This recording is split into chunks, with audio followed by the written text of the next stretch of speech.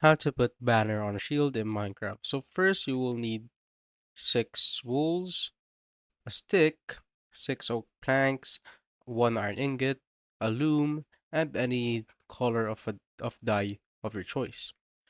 So first, just simply get your crafting table, then just place it on the ground. Now once it's done, open it up and place your white wool here on the top and 1 stick at the bottom. Then you will get your banner just like so.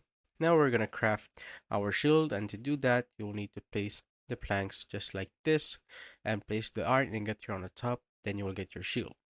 Next is get your loom, place it on the ground, open it up, and just simply put the banner right here and put the dye of your choice. So I want blue dye, so just simply put it right there. And now you could select all of these customizations that you want. So let's say I want this one, simply click on it, then click on the result right there.